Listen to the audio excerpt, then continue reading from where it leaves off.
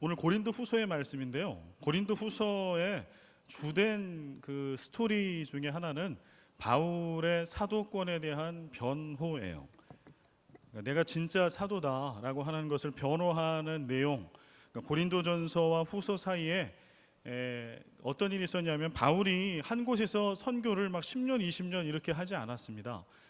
바울 서신과 사도행전을 보면 바울은 길어야 에베소에서 3년, 고린도에서 한 1년 반, 이 정도 기록된 것이 좀 길게 머물고 정착해서 선교한 것이고요. 바울은 그냥 이동하면서 가서 복음 전하고 교회 세우고 리더 세우고 떠나고 이런 선교를 주로 하였습니다. 고린도 교회도 1년 반 복음을 전하고 교회를 세운 다음에 떠났어요. 근데 이제 그 이후에 문제가 생겼습니다. 그 이후에 들어온 무리들이 바울을 폄하하는 이야기를 한 것이죠. 더 나아가서는 이것은 어떤 영적인 거센 도전으로 보아야 하는데 뭐냐 하면 바울이 진짜 사도가 맞냐라고 하는 것을 의심하면서 바울이 전한 복음이 가짜라고 하는 이야기를 한 겁니다. 그래서 고린도 교회 교인들과 바울이 서로 불편한 관계가 된 거예요. 고린도 전서 이후에. 그래서 그 사이에 바울이 이제 편지를 씁니다. 고린도 교회에. 그리고 오늘 고린도 후서의 말씀도 그런 말씀들이 이제 나타나 있습니다. 근데 1절 말씀에 보면은 추천서라고 하는 단어가 등장을 해요. 우리가 다시 자천하기를 시작하겠느냐? 우리가 어찌 어떤 사람처럼 추천서를 너희에게 붙이거나 혹은 너희에게 받거나 할 필요가 있느냐? 그래서 이 말씀이 나오고 있는 건, 이 추천서 얘기가 나오고 있는 거는 바로 그것 때문에 그래요. 바울의 사도권에 대한 거센 도전과 그런 악한 세력들이 바울이 전한 복음을 무력화시키기 위한 그런 공작을 한 것들이 있었기 때문에 바울이 이 얘기를 합니다. 여기 추천서가 나오는데요. 오늘도 추천서는 중요하죠. 예를 들어서 누가 어느 회사 하나, 저도 이제 2년 전에 우리 교회 청빙 과정에 임했을 때 추천서를 받았어요. 추천서를 받아서 이렇게 첨부를 했습니다. 또 누가 어디로 학교로 가거나 어디로 갈 때, 직장에 갈 때 추천서를 씁니다. 우리보다는 이제 서양에 훨씬 더 추천서의 비중과 신뢰가 더 크죠. 그런데 이 바울이 고린도후서를 썼던 이 시대에 어떤 문화적인 것이 있었냐 하면 이 추천서를 중요하게 여기는 문화가 있었던 거예요. 특별히 바울이 지금 아시아 쪽에서 복음을 전하다가 유럽으로 넘어가게 되는데 한 번도 바울이라고 하는 이름을 들어본 적이 없는 거예요. 고린도 교회 사람들은, 빌립보 교회 사람들은. 그럴 때 이때 당시의 문화적인 거는 그 전에 내가 일하고 사역했던 데에 교회나 유력한 어떤 사람의 추천서를 받는 겁니다. 그거를 보내는 거예요. 내가 이런 사람입니다. 나는 믿을 만한 사람입니다. 라고 하는 걸 보내는 거예요. 그런데 바울은 그 추천서를 한 번도 받아본 적도 써본 적도 없는 사람인 거예요. 그런데 바울과 고린도 교회 사이에서 이간질을 했던 사람들은 추천서를 떡하니 받아온 겁니다. 당시의 문화적인 흐름에 따라. 그리고 고린도 교회 교인들에게 얘기하는 거예요. 여러분, 우리는 이렇게 당신들이 믿을 만한 추천서를 가지고 온 믿을 만한 사람입니다. 그러나 여러분들 바울이 가져온 추천서 본 적이 있습니까? 없거든요. 거기서 흔들리는 거죠. 그때는 그냥 바울이 좋고 믿을 만한 사람이라고 생각했는데 정말 추천서 하나를 본 적이 없네? 이런 이야기들이 지금 되고 있었던 것을 1절 말씀을 통해서 알 수 있어요. 바울은 왜 추천서를 받지 않았고 보내지 않았을까요? 바울은 추천서를 의지하는 사람이 아니었죠. 바울 서신을 보면 바울은 자기 스스로를 이야기할 때 사도라고 얘기하는데 당시의 사도는 예수님의 12제자 외에는 사도라고 불림을 받는 사람은 없었습니다. 그런데 스스로 아주 당당하게 얘기를 해요. 바울은 예수님의 12제자에 끼워본 적이 없는 사람임에도 불구하고 뭐라고 얘기해요? 나는 예수 그리스도의 사도다. 하나님이 나를 사도로 세우셨다. 누가 바울의 추천인인 거예요? 하나님. 우리 때때로 이렇게 대화를 하다 보면 교회도 추천이 되더라고요. 그래서 나는 마닐라 새생명교회 다닙니다. 내지는 나는 마닐라 새생명교회 뭡니다. 집사입니다. 장로입니다. 그러면은 뭐가 돼요? 이게 크레딧이 돼요. 그러면 적어도 이분은 신뢰할 만한 분이구나. 그러나 여러분, 그렇지 않습니다. 오늘 바울이 추천서 얘기를 하는 거는 그러면서 나는 어떠한 추천서를 가져오지도 않을 것이고 또 받을 것도 아닌데 하나님이 나의 추천자고 나의 추천서라고 그렇게 이야기하는 거예요. 우리도 그러한 믿음의 고백을 가지고 신앙생활하고 또 믿지 않는 사람들이 있는 그런 우리 이웃들이 있는 세상 가운데 그렇게 살아갈 수 있기를 바랍니다. 오늘 2절과 3절에 보면은요 더 명확한 것을 우리가 좀 알 수 있는데요. 2절 3절 같이 한번 읽어볼까요? 시작.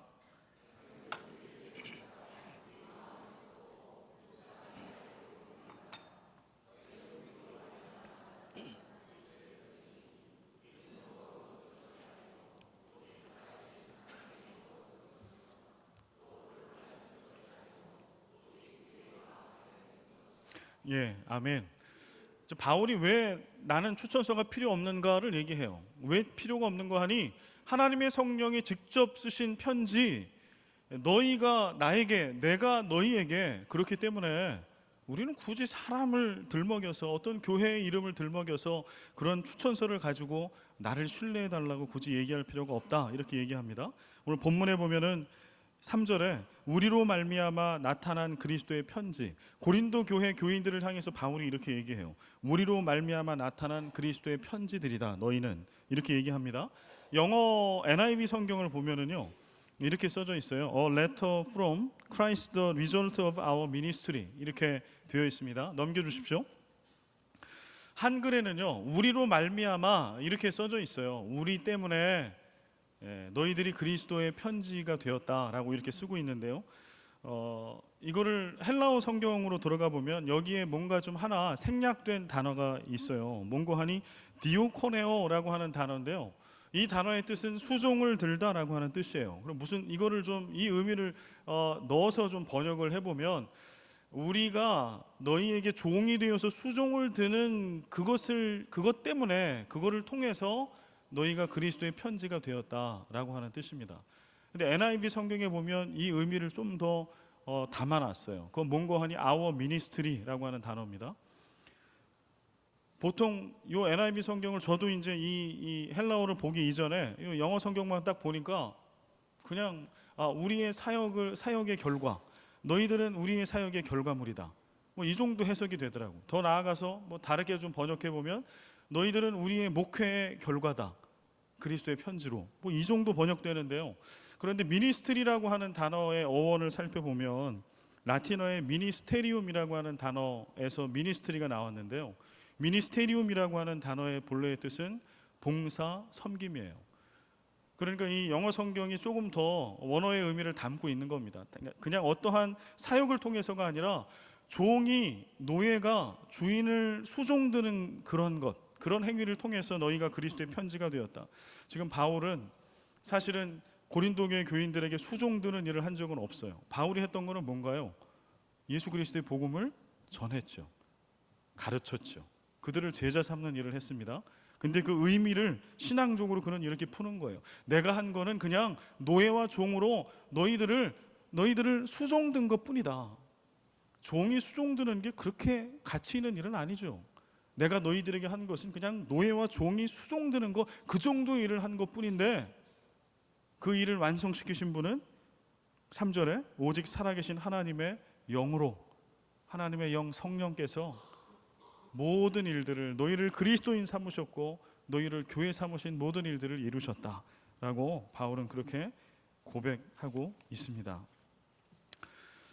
오늘 본문 말씀을 여러분 쭉 이렇게 읽고 들을 때 어떤 단어가 탁 이렇게 들어오세요? 귀에 어떤 단어? 그리스도의 편지. 그렇죠? 그래서 우리는 다 그리스도인들은 다 뭐라고요? 하나님 앞에 사람들 앞에 그리스도의 편지다. 그래서 이런 말씀을 우리는 많이 들었습니다. 하나님은 오늘 고린도후서의 말씀에 보면 우리를 뭐라고 부르세요? 그리스도의 편지다. 바울은 고린도 교회 교인들에게 그리스도의 편지였습니다. 고린도 교회 교인들은 바울에게 역으로 그리스도의 편지였습니다. 성경은 우리를 그리스도의 편지다라고 이렇게 얘기합니다. 그래서 이걸 제가 묵상하면서요, 편지의 의미에 대한 묵상을 하다가 좀 비슷하지만 반대되는 것들을 좀 생각하게 됐습니다. 그래서 이렇게 한번 써봤어요. 우리는 그리스도의 포스터가 아니라 그리스도의 맞춤형 연애 편지다. 편지와 좀 비슷한 포스터. 여러분 한번 자막을 좀 보실래요? 포스터와 편지가 어떻게 다른지. 예, 이건 인터넷에서 제가 찾은 건데요. 한국에 있는 모 교회에서 2016년에 교회학교 교사를 모집하는 포스터입니다. 만든 포스터. 나는 당신의 사랑을 먹고 자랐습니다. 되게 감동이 되더라고요. 감동적이더라고요. 교회학교 교사를 모집하는데 아이가 나는 당신의 사랑을 먹고 자랐습니다. 그래서 그래서 이렇게 우리 교회 다음 세대들에게 사랑으로 다음 세대들을 먹일 사람 누구 없습니까? 이러한 포스터예요. 그러나 이것이 아무리 우리에게 감동을 주더라도요, 포스터는 포스터일 수밖에 없어요. 포스터는 절대 편지가 될 수 없어요.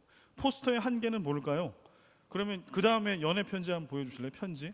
요거는요, 유명한 극작가 해밍웨이로 제가 기억을 하고 있는데요, 15살 때 그가 쓴 연애 편지입니다. 인터넷 찾다 찾았어요. 하나님 공평하세요. 이 글씨가 제가 영어를 잘 모르지만 이렇게 잘 쓴 것 같지는 않습니다. 그러나 뭐 잘 쓰고 못 쓰고가 중요한 게 아니죠.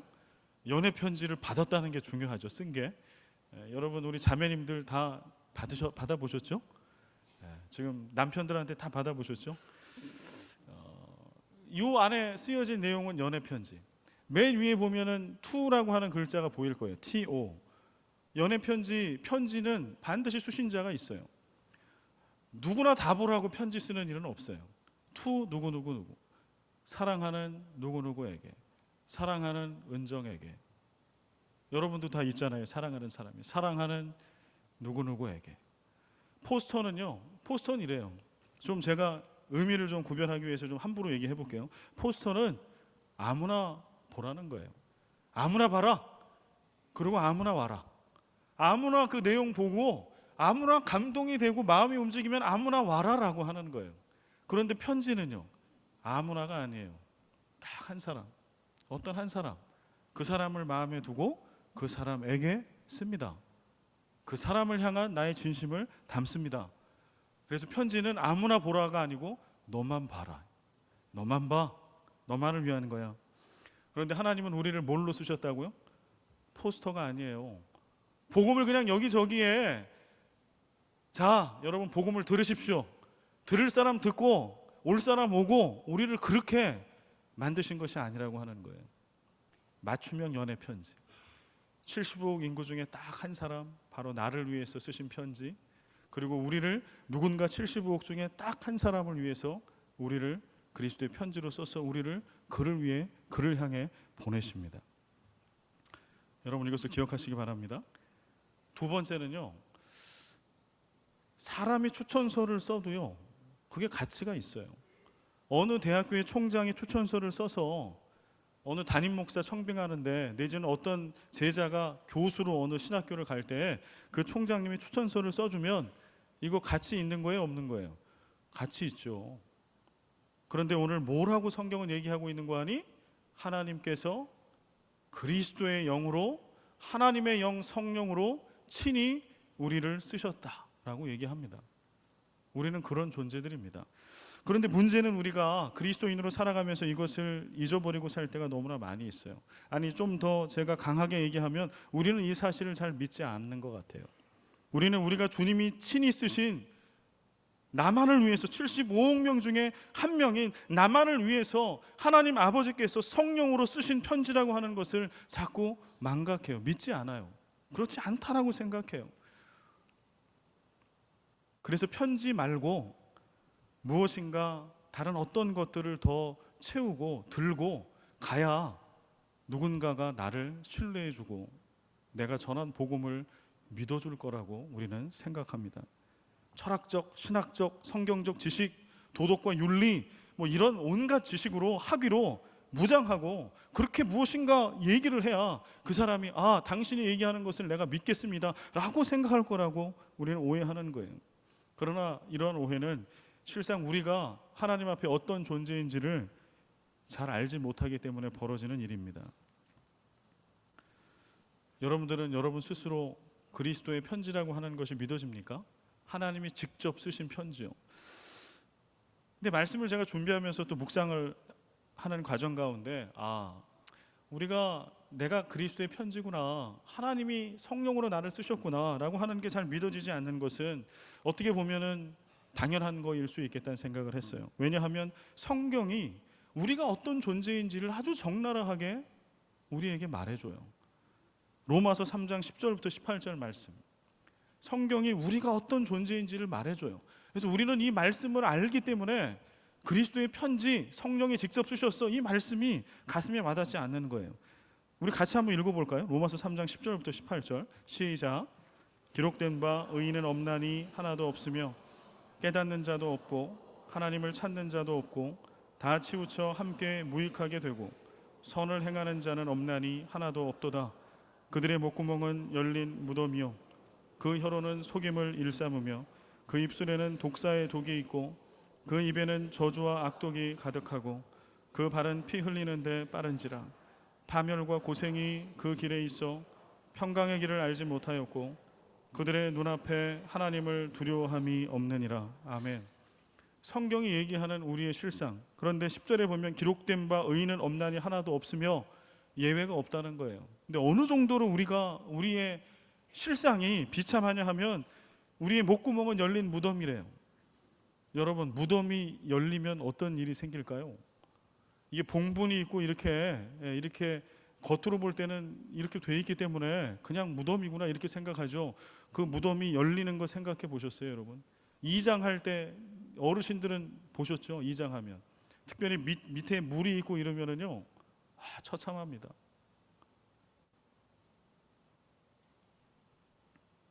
구데기가 있을 수도 있어요. 시신이 썩는 냄새가 나요. 열린 무덤은 그런 거예요. 닫혀있는 무덤이 아니라 열린 무덤은 썩은 냄새가 진동하는 거예요. 도저히 맡아줄 수 없고 가까이 갈 수 없는 거예요. 독사의 독이 가득해요. 저주와 악독이 가득해요.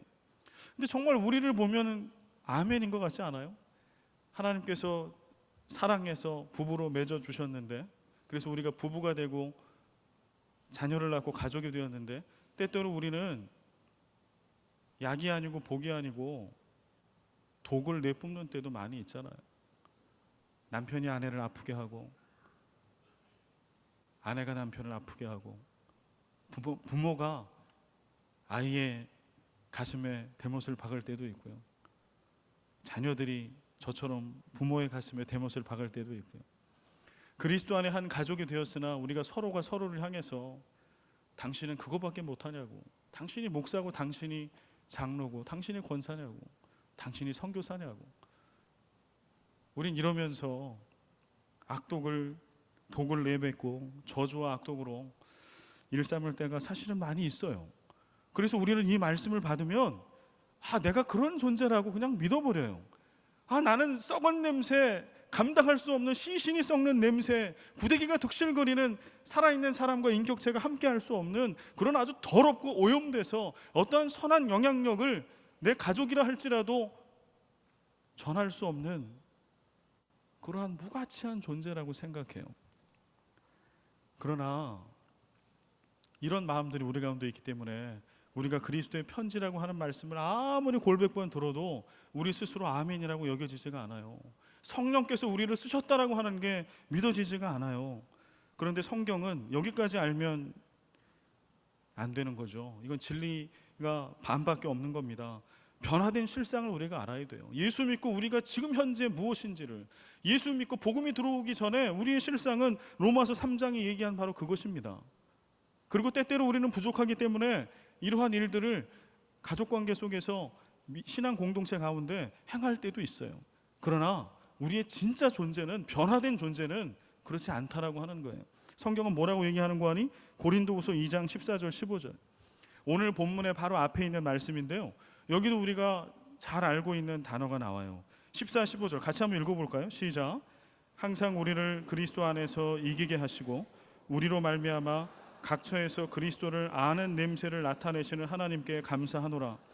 우리는 구원받는 자들에게나 망하는 자들에게나 하나님 앞에서 그리스도의 향기니. 15절 다시 한번 읽습니다. 시작. 우리는 구원받는 자들에게나 망하는 자들에게나 하나님 앞에서 그리스도의 향기니. 할렐루야. 성경은 뭐라고 얘기해요? 우리가 시체 썩는 냄새가 진동하는 자가 아니고 독을 바라는 자가 아니고 소망이 없는 자가 아니고 그리스도의 향기다. 우리 자매님들은 향기 좋아하시죠? 향수 좋아하시잖아요. 이렇게 여행을 하다 보니까 이게 차이가 나더라고요.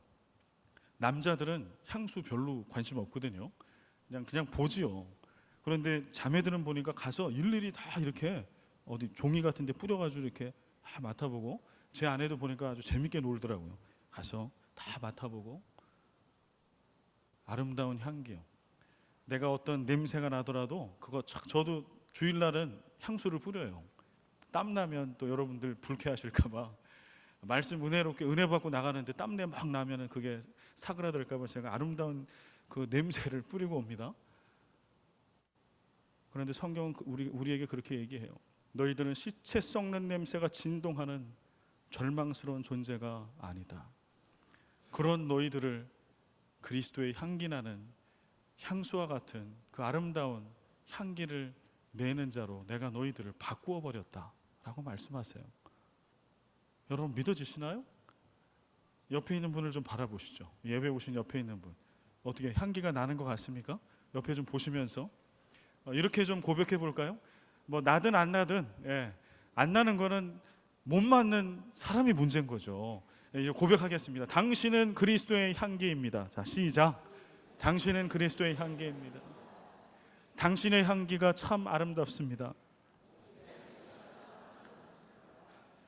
여러분, 우리가 정말 인격적으로 신앙적으로 성숙한 그런 분들을 만나면 어떤 느낌이 들어요? 내가 거룩해지는 느낌을 받아요.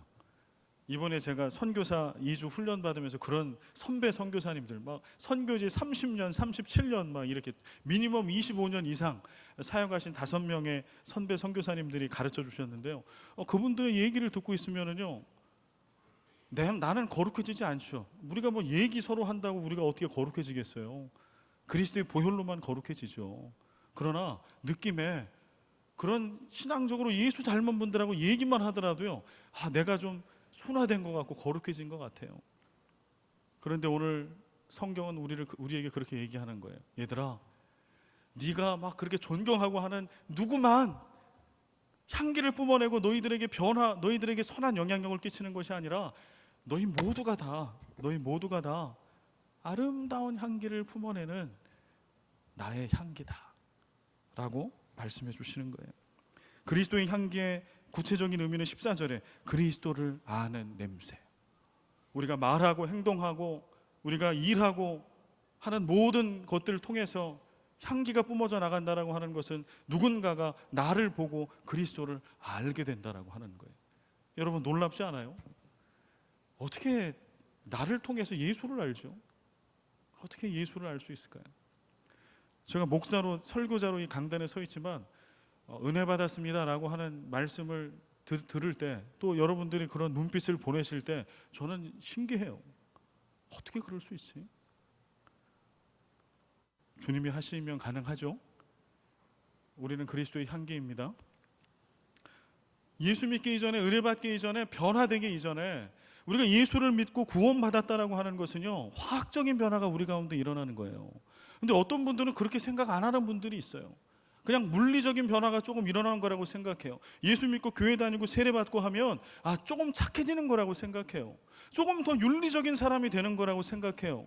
그리고 그런 마음이 있기 때문에 오늘 복음을 가지고 뭔가 그리스도를 아는 냄새를 풍기고 그리스도의 편지가 되어서 예수 그리스도를 아는 자, 믿는 자, 그런 선한 영향력을 끼친다라고 할 때 우리는 부담 가져요. 내가 그걸 어떻게 해? 그래서 뭔가를 가지고 가려고 하는 거예요. 잘 체계화된 신학적인 것, 그것이 성경이라고 할지라도 잘 이렇게 정리된 거 달달달 암송해가지고 이거라도 내가 가지고 가야 그가 나를 통해서 예수를 알게 되고 믿게 될 거라는 그런 생각을 해요. 그러나 오늘 성경은 그렇게 얘기하지 않아요. 다른 어떤 것이 더 필요하지 않다라고 얘기해요.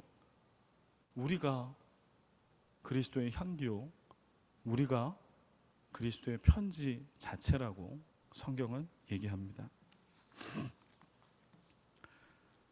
3절 말씀에 보면 너희는 우리로 말미암아 나타난 그리스도의 편지니 이는 먹으로 쓴 것이 아니요 오직 살아계신 하나님의 영으로 쓴 것이며 또 돌판에 쓴 것이 아니요 오직 육의 마음판에 쓴 것이라. 우리가 그리스도의 편지고 향기라는 것이 그냥 머리로 믿어지는 게 아니라 가슴과 영혼으로 아멘으로 잘 믿어지지 않는 이유 중에 하나는요, 우리가 우리의 예수 믿기 이전의 존재를 너무 잘 알기 때문에 그래요. 그리고 믿고 난 이후에도 우리가 자꾸 실패하고 실수하고 넘어지기 때문에 그래요. 아까 말씀드린 것처럼 입구멍이 열린 무덤이 돼서 누구를 살리고 축복하는 얘기를 하는 게 아니라 때때로 나도 모르게 제어가 안 되잖아요. 우리의 마음이, 우리의 입술이 제어가 안 되는 것 중에 하나지 않습니까? 그래서 여러분 후회 많이 하실 때 있잖아요. 어쩔 때 말을 뱉어놨는데 주워 담을 수는 없고, 특별히 부부관계나 가족관계에서 그냥 한번 확 이렇게 질러놨는데 주워 담을 길이 없어. 그럴 때마다 우리는 우리의 존재 자체를 착각해요. 그렇지 않아요. 예수를 믿고 복음이 들어와서 우리가 그리스도인이 되었다라고 하는 것은 우리의 존재가 화학적으로 바뀐 것을 얘기합니다. 썩어 부패해 있는 썩은 내가 진동하고 구데기가 득실거리는 시신에서 오늘 그리스도를 아는 냄새를 뿜어내는 부활한 그리스도를 우리 안에 답지하고 있고 갖고 있는 거룩한 생명체가 되었다라고 하는 거예요. 또 다른 생명을 만들어낼 수 있는 능력의 사람이 되었다라고 하는 거예요. 이런 화학적인 변화가 우리 가운데 일어났다라고 성경은 얘기합니다. 그러나 끊임없이 사탄은 우리 가운데 이렇게 얘기해요. 야, 내가 너의 과거를 알아. 나는 네가 지난날 했던 그 과거를 알아. 너의 죄된 모습, 그 왜곡된 모습, 네가 지금 거룩한 척하고 온전한 척하고 그렇게 복음을 전하는 자의 입장에 서 있으나 그러나 나는 너를 알아. 사탄 마귀는 늘 그렇게 얘기해요. 너는 상처받은 과거가 있지 않니? 너는 실수하고 넘어졌던 때가 있지 않니? 비윤리적이고 비도덕적이고 그래서 온전하지 못해서 그런 너의 그릇 가운데 어떻게 온전한 복음을 내가 전할 수 있냐고, 어떻게 그리스도를 전할 수 있냐라고 그렇게 사탄은 속삭입니다. 그런데 우리가 거기에 넘어져요. 하나님께서는 우리를 부부 가족 관계로 보면은요, 남편은 아내에게 그리스도의 편지로 주신 거예요. 그리스도의 향내나는 편지로. 아내는 믿음의 남편을 바라보면서 예수를 알게 되어 있어요. 그가 아무리 부족할지라도. 아내는 남편에게 하나님께서 보내신 그리스도의 편지예요. 맨 바가지만 긁고 나를 이해해주지 못하고 내 자존감을 무너뜨리는 아내라 할지라도 제 아내가 그렇다는 거 절대 아닙니다, 여러분. 오해하지 마십시오. 그런 아내들이 있다고 그러더라고. 책을 보니까 어떤 아내가 정말 소크라테스의 아내처럼 막 그런 아내라고 할지라도 믿음 가운데 하나님은 그를 나에게 보내주신 그리스도의 편지로 주신 거예요. 부모가 자녀에게, 자녀가 부모에게, 그리스도인들은 다 그런 아름다운 편지로 보내진 겁니다. 근데 우리가 그것을 믿지 않으면, 그 역할을 잘 감당하지 않으면, 그리고 사탄의 꼬임과 속임수에 빠져서 그냥 그 자리에 눌러 앉아 있어서 나는 아무것도 할 수 없다고, 나는 그래서 더 무엇인가를 채워야 되겠다고, 성경적 신학적인 지식을 난 더 채워야 되겠다고, 그래서 나를 더 거룩하게 준비시켜야 나는 뭔가 그리스도인으로서 복음을 전하는 일도 할 수 있고 선한 영향력을 끼칠 수 있다라고 그렇게 우리를 자꾸 주저앉히게 만든다라고 하는 거죠. 그러나 여러분 기억하십시오. 우리 각자는 기가 막힌 완전하고 완벽한 하나님의 편지입니다. 완전하고 완벽한 그리스도의 향기입니다. 전 세계 75억 명이 있는데 그 중에 우리는 유일한 아주 고유한 편지예요. 서로가 서로에게. 그리고 하나님께서는 우리를 누군가 딱 한 사람을 위해서 보내시는 겁니다. 딱 한 사람을 위해서.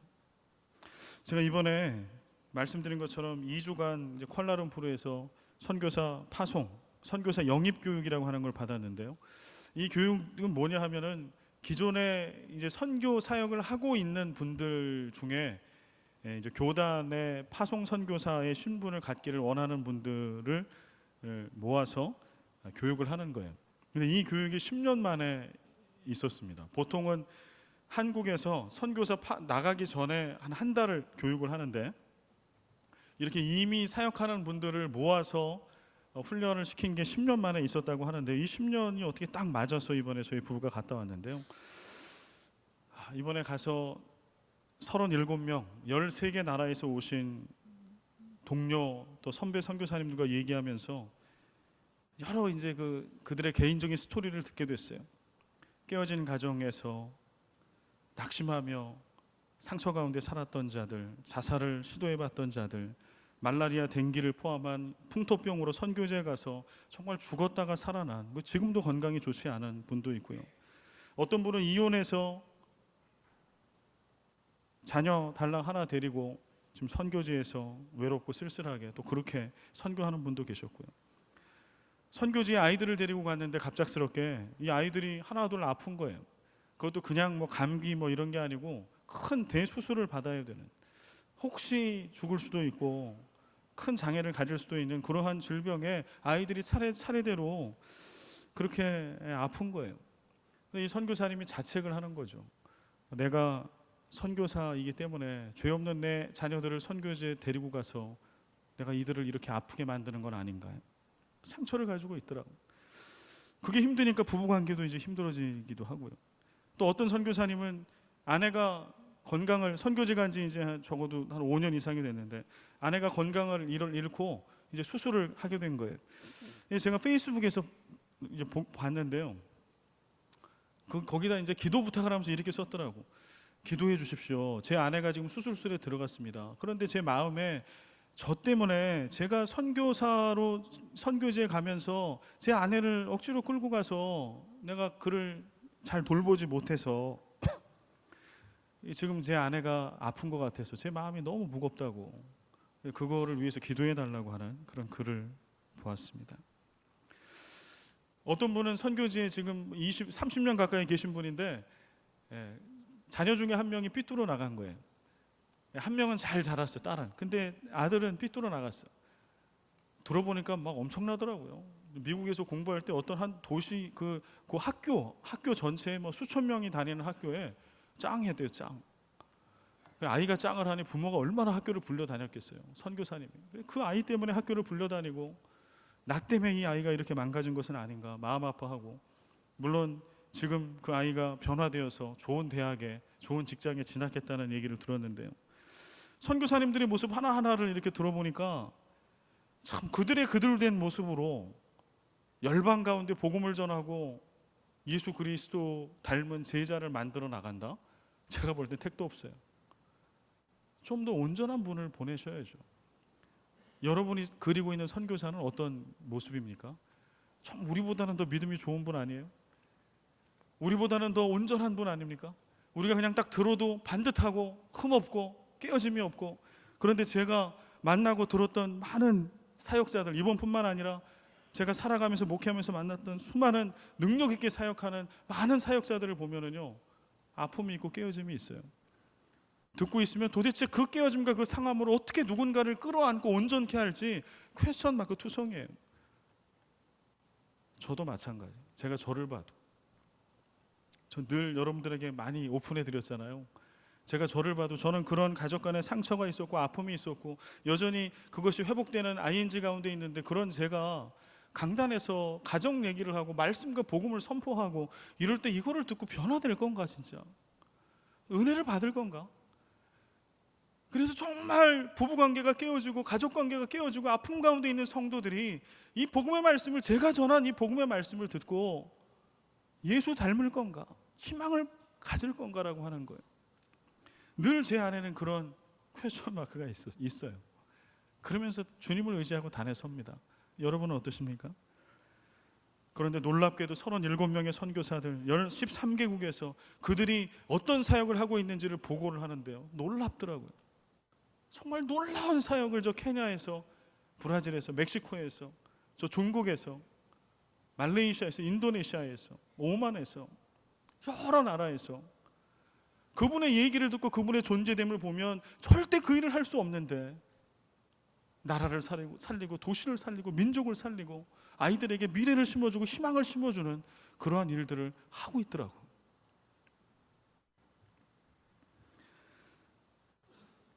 여러분들도 그리스도를 아는 냄새를 열방을 향해 흘려보내는 그리스도의 아름다운 향기로 하나님께서 여러분들을 삼으시고 보내셨다라고 하는 것이 믿어지십니까?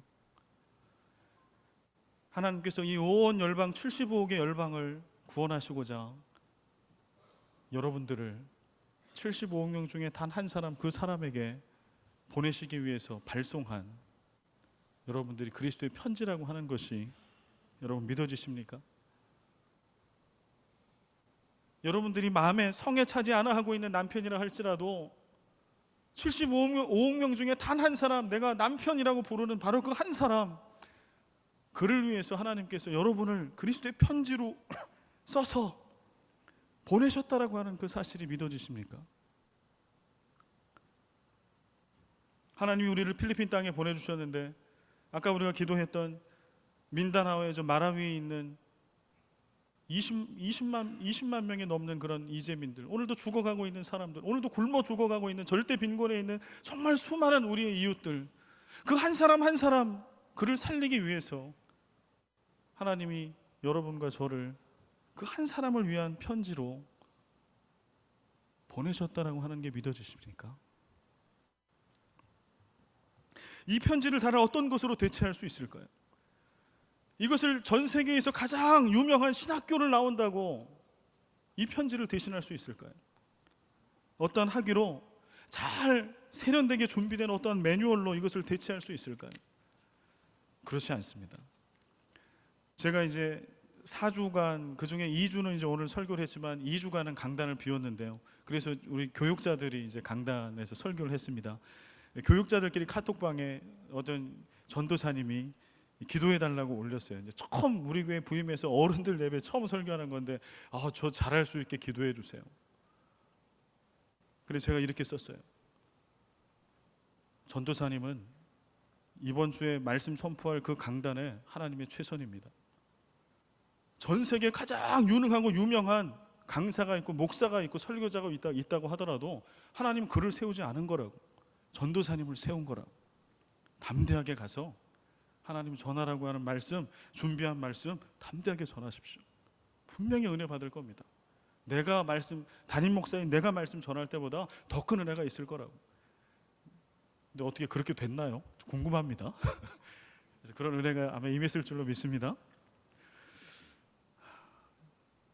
그리스도의 편지, 우리가 그리스도의 편지라고 하는 것은 그런 뜻이에요. 이제 말씀을 좀 맺으려고 하는데 하나 더 봐야 될 말씀이 있어요. 4절과 5절 말씀 같이 한번 읽어볼까요? 4절과 5절 읽습니다. 시작. 우리가 그리스도로 말미암아 하나님을 향하여 이 같은 확신이 있으니 우리가 무슨 일이든지 우리에게서 난 것 같이 스스로 만족할 것이 아니니 우리의 만족은 오직 하나님으로부터 나느니라. 아멘. 우리가 하나님이 보내신 그리스도의 편지라고 하는 것을 아멘으로 믿고 정말 그렇게 살아가면은요, 이런 일들이 생기는 거예요. 만족이 딴 데서 만족을 얻지 않아요. 그 사람은 어디서 만족을 얻어요? 오직 하나님께로만 만족을 얻어요. 그래서 내가 하는 일이 잘 되지 않고 때때로 주를 위해서 열심히 수고하고 애쓰고 사역하고 뭐 할 것 다 하고 줄 것 다 줬는데도 불구하고 오해받고 사업이 망하고 내 선교적인 어떤 사역이 무너지고 이럴 때도 낙심하지 않아요. 왜냐하면 만족은 나로부터 나온 어떤 거에 있지 않은 것을 알기 때문에 하나님 때문에 나는 만족합니다. 하나님 때문에 만족합니다. 그런데 때때로 배달 사고가 날 때가 있더라고. 누군가 편지를 보냈는데 그 편지가 받을 사람에게 도달 안 하고 사이에 사라지는 경우가 있어요. 여러분 한번 보십시오. 여러분 스스로를 보십시오. 여러분은 누군가에게 지금 도착한 성공한 편지입니까? 아니면 배달 사고가 난 편지입니까? 하나님은 누군가 그 한 사람을 위해서 나를 보내신 거예요. 그런데 내가 가지 않고 있어. 여기 주저앉아 있어. 그러면 안 되겠죠. 이제 두 가지를 여러분 기억하시고 우리 기도하기를 원합니다. 하나는 나는 그리스도의 편지인가? 나는 그리스도의 편지인가? 일주일 동안 여러분 이것을 가슴에 새기고 고백하십시오. 나는 그리스도의 편지인가라고 할 때 아멘으로 좀 여러분 고백하실 수 있길 바랍니다. 그 다음에 또 하나는 그래서 내 삶 속에 나의 만족은 어디서부터 오는가? 나는 무엇 때문에 만족하며 살아가는가? 이 두 가지를 놓고 여러분 기도하시고요. 그리스도의 향례를 뿜어내는 아름다운 향기 나는 편지로 내가 부족하고 상처투성이라 할지라도 나를 그렇게 사용하시기 원하시고 그렇게 나를 보내셨다라고 하는 것 믿음으로 일주일을 능력 있게 살아가시기 바랍니다. 나를 통해, 여러분을 통해 생명의 역사가 일어납니다. 그 편지를 받은 사람은 그리스도의 향기로 변화돼요. 화학적인 변화가 일어나요. 그 일을 위해서 우리를 세우신 것, 편지 삼아주신 것 믿음으로 나아가시기 바랍니다. 다 같이 아버지 하나님, 내가 나를 생각할 때 참 비참합니다. 예수 믿은 이후에도 나의 행함을 보고 내 말을 볼 때 비참합니다. 그러나 아버지 하나님, 주님 말씀하여 주시니 내가 그리스도의 향기가 되고 내가 그리스도의 향내라는 편지가 된 것을 믿습니다. 하나님, 나를 통하여, 우리를 통하여 주님 나를 보내신 그곳에 가 그 사람에게 그가 살아나게 하시옵소서. 그가 예수 닮게 하여 주시옵소서. 나에게 일어난 놀라운 생명과 복음의 변화가 저 민다나오 마라위 땅에 있는 백성들에게, 우리 가족들 가운데, 우리 공동체의 모든 식구들 가운데 일어날 수 있도록 하나님 도와주옵소서.